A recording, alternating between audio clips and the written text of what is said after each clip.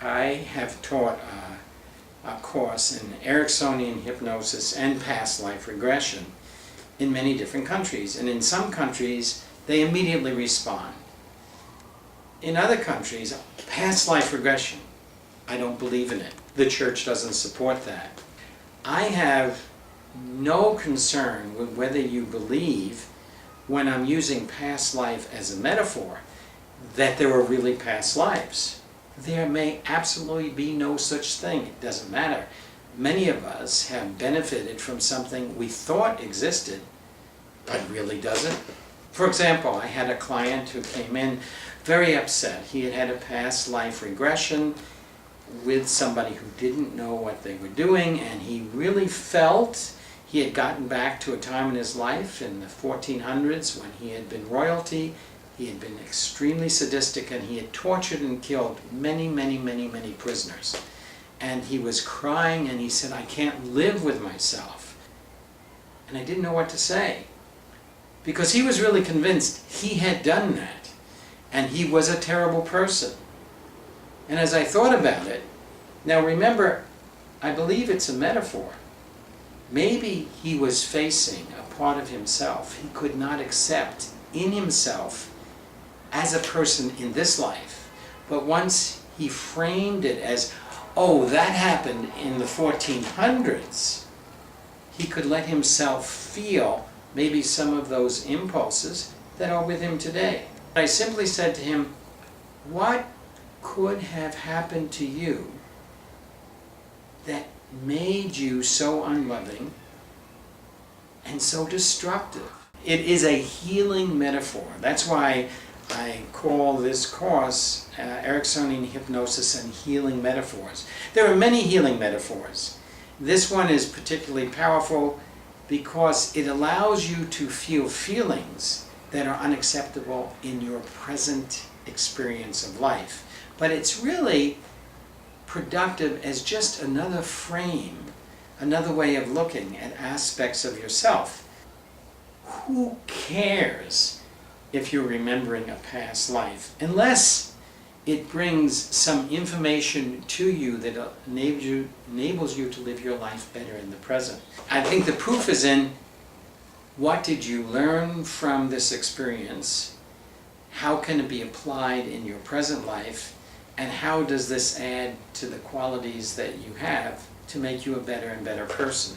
Part of the healing process, no matter how we're going about it, needs to include a safe environment in which we can be totally honest with ourselves.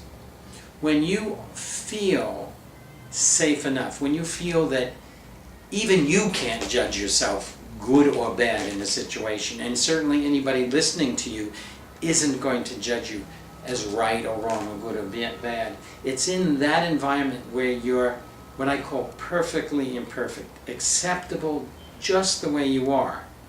If in that environment, which often the metaphor of a past life provides, we're not judging it, we're just exploring it, and then you tell yourself the truth as you know it, healing takes place. I had a wonderful experience. I had a very nice Mexican man come to me. He insisted on a past life regression.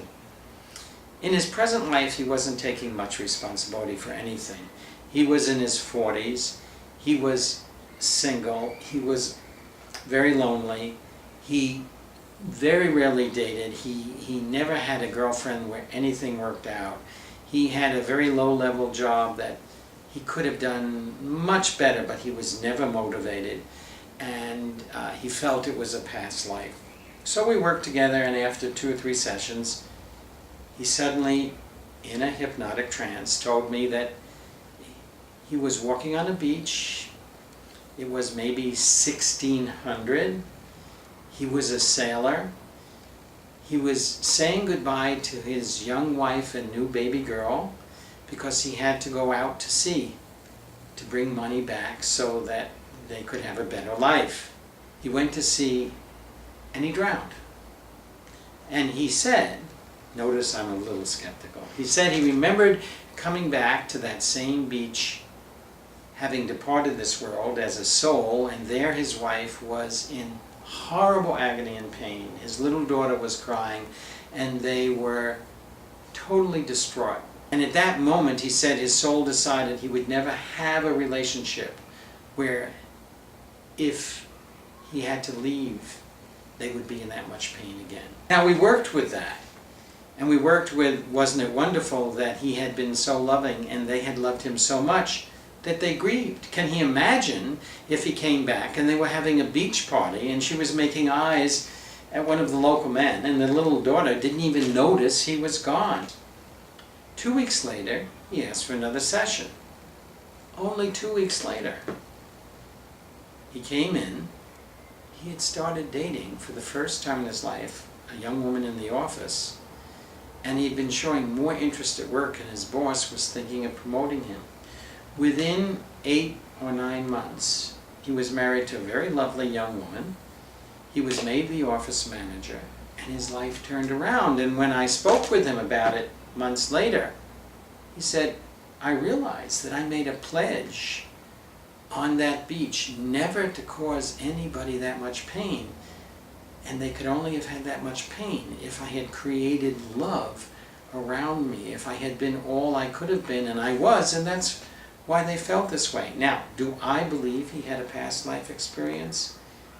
I don't personally believe that was anything but a metaphor for a very bookish, isolated man who couldn't give himself permission to be any more than he presently thought he was, his self-esteem, and he couldn't imagine anybody desired him.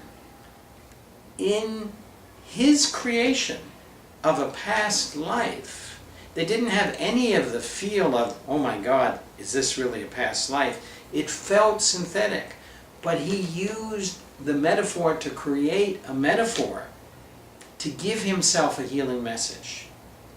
And in very little time, he had become a productive, happy man that was capable of forming a good relationship and was getting ready to have a family.